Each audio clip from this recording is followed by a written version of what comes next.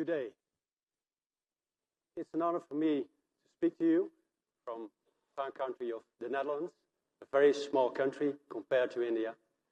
And I want to bring you into the world of changes in future mobility. I'm going to talk specifically about a flying car. And you might think, a flying car? Is it a fairy tale? No, it's real and it's there. You can order it. So let me talk about the flying car, the PAL-V, for the coming 15 minutes. Mankind has dreamt of personal flying for over 100 years, and even dreamt of flying cars. Henry Ford even predicted it. And flying as a personal mobility has several advantages. No traffic jams, freedom wherever you want to go, from your door, and it's faster and more fun. So, why does nobody fly for personal use? Of course, we're stepping into airlines, the big planes, but the personal flying industry is still relatively small. And that's because it's a hassle. Every businessman that has tried it once has experienced that you need at least 3 means of transport. The car from your home to the airstrip, then the plane or the aircraft, the helicopter, and then a car to go to your destination. And if the weather turns out to be bad, in the meantime, you have a big problem. You have to keep your aircraft at the airstrip. You have to go home with some other means of transport. And the flying car will solve that. Where are you standing now?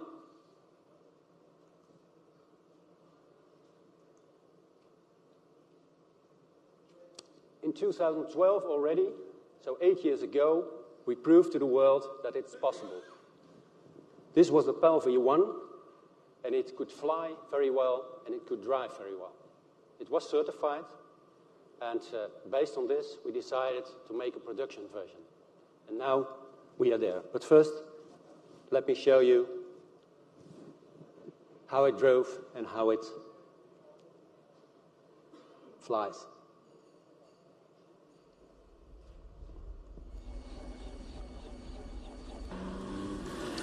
You see driving this year we announced in the the first countryside flight of the Netherlands. of our prototype flying car.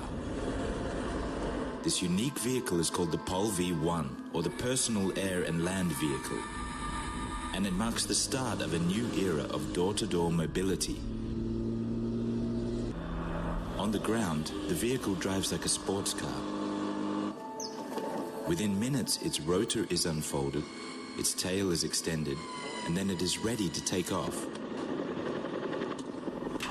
The PAL-V is very easy and safe to fly, thanks to the advanced gyrocopter technology, which allows for takeoff and landing in small spaces.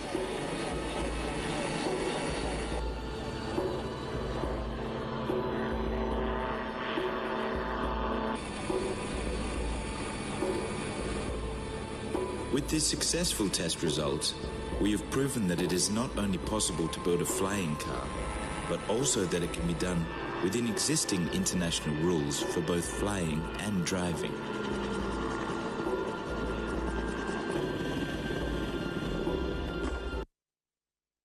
Okay, and now we are here.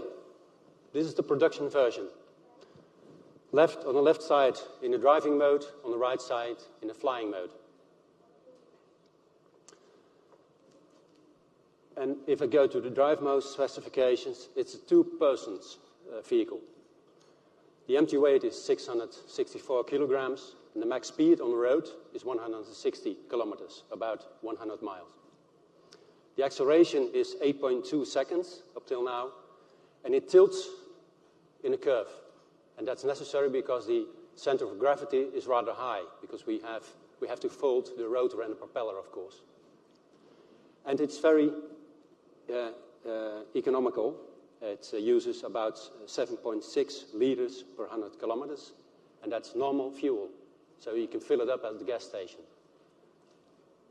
If we go to the flight mode specs, The max speed is 180 kilometers an hour. The range is 400 to 500 kilometers, depending on wind and depending on the load.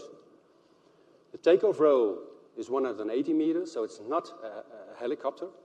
And the landing distance, the landing roll is 30 meters, so it comes down almost vertically. Useful load, so for passengers and luggage, is 250 kilos, and it uses 26 liters an hour. And that's very efficient. It's 10 times as efficient as a heli. So sometimes people ask, is this a green development? It is, because it uses only this amount of fuel. Inside the cockpit, we call it, myself, I drive a Tesla at home, and the dashboard is minimalistic, but this is maximalistic. So a lot of instruments, and that's of course needed to go up in the air. Okay, people often ask us, is this allowed? Yes, it is, in almost 100 countries, because we are certifying it for those countries, and we adhere to EASA and FAA. FAA is the American standard rules, and it's accepted by most countries. And of course, it's very heavy to certify it by the EASA and FAA rules. We've been busy with that for a production type for 10 years already, but it's worthwhile, because then you can prove it's safe. And that means also a very good layer of protection. So the entry barrier for this type of industry is very high for competitors. Okay, let me explain something about the principle. It's not a heli, I explained. And the main difference between a helicopter and a gyroplane is a non-powered rotor. So the rotor starts turning with speed, with the wind. And the speed it gets from the push propeller on the backside. And that makes it much more easy to fly than a helicopter. Helicopter is the most difficult way of flying. You constantly are busy with controlling it. And this, if you are if you are airborne, you just leave the stick and you go on. It's very easy. And that also makes it easy to fly and makes it suitable for a very broad market. So, the advantages. It cannot stall. That's of the main reasons for accidents with normal planes. It's stalling, and that you stall when you go up too quickly, so too steep, and you can stall if you go too slow. But the PAL-V doesn't have a minimum speed, and it cannot stall while going up. So it's very safe. Also, the emergency landing is very safe. In my first lesson I took, the instructor switched out the engine and said, okay, put it down. And it was easy. So an emergency landing, if your two engines would fail, it's very easy. The maintenance costs are very low, 1/10 of a helicopter. It's easy to learn. You need a very short strip, and it has dynamic stability, as I have explained to you. And safety is the #1 priority within our company. It's all about safety, safety, safety. And that's necessary because we want to serve a broad market. We get a lot of attention. Also, we have appeared on the front page of the Economic Times in India, and we are very grateful for that. And every day there are news articles around the world. And when we have a new milestone, I think about 1 billion people will see it again. We also get a lot of royal attention. You see some of them, Prince William, Albert from Monaco, Prince of King Philip, and the brother of our king. So a few examples of that. And of course, your Honourable PM Modi.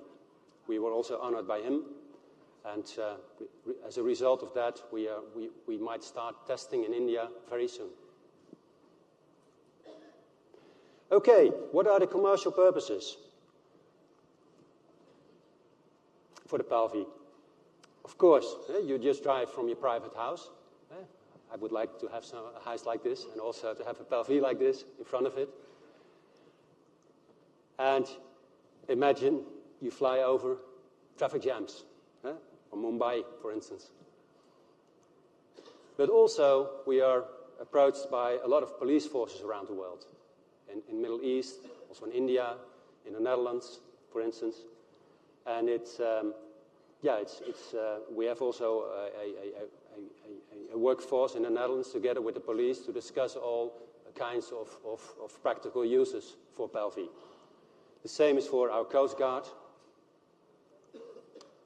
And also, we are approached by a lot of non-governmental organizations like Flying Doctors, but also fire squads to do surveillance, let's say in Australia.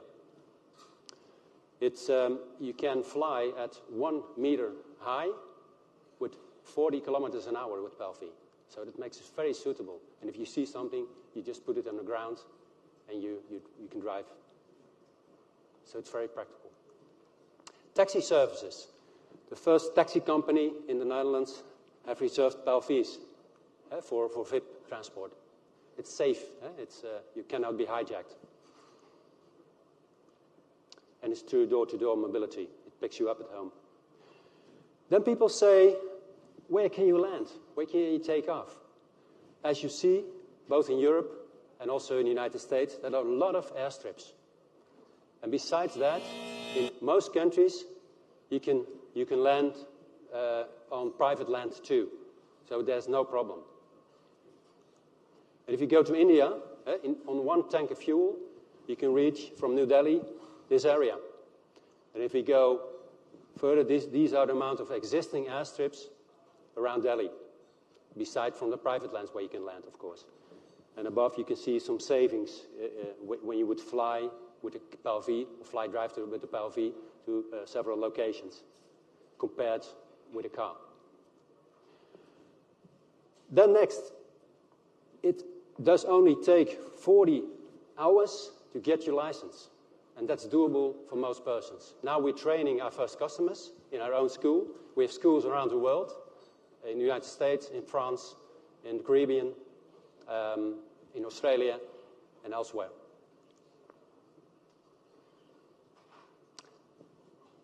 And we not stick to the PAL-V Liberty, the current version, but we're also developing other versions, like specialifications, flying on instruments, a 3 to 4 person version, a vertical takeoff one, and an electrical VTOL intra-city one. We'll start to cooperate with Hyundai on that, for instance, and NLR. There are competitors. That's the Aeromobile and the Terrafugia. Both are busy for several years, but they are not in the certifying stage yet. So because we have a few big advantages on them. I won't go into detail, but you can see it on our webpage as well. And also you see big companies investing in very big drones. And that's a real, is going to become also a real industry. Like Toyota, Airbus and Audi, Geely. And that's because there's a high need for new mobility, new technology breakthroughs, and it also gives a lot of free publicity. And this industry is going to be there, for sure. Otherwise, the big players wouldn't step in. So we see 2 markets. The city-to-city mobility, the long range, or the middle range, actually, 400 to 500 kilometers, and the intercity. And those are those drones. They go from platform to platform. Actually, they're not flying cars, but improved type of helicopters for taxi purposes. We're also developing one vehicle for that market, so within the city.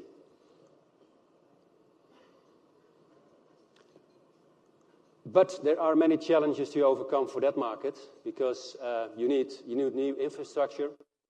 Still, the batteries are too heavy, so that means there's only limited range from 25 to 50 kilometers only. And now it's forbidden to take off if you have less than 50 kilometers range. So it's forbidden currently. The city turbulence is very challenging. You can't come down, of course. The accidents would be severe. And also noise is very challenging. And there need to be a lot of regulations for that market. So first operations are expected, and not only by us, but by all bureaus, all investigators, not before 2030, so in 10 years. And the PLV is there. Big market expected, 50 billion, 1.5 trillion, we don't know. Okay, I have to hurry up. And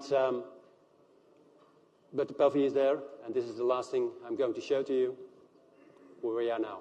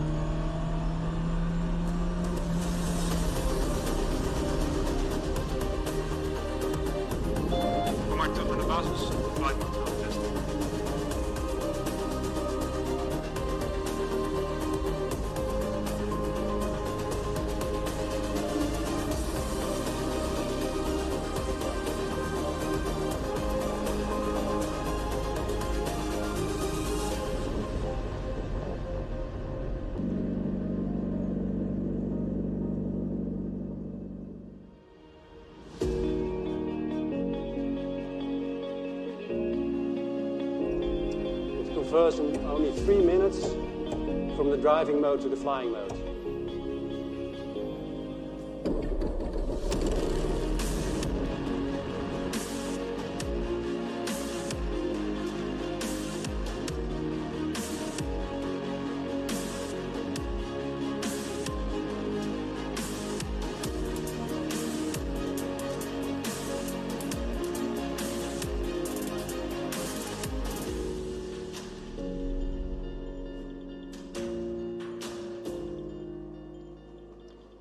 There we are. We could take off, and you can imagine that we wanted, but we're not allowed. We first need to do another set of testing.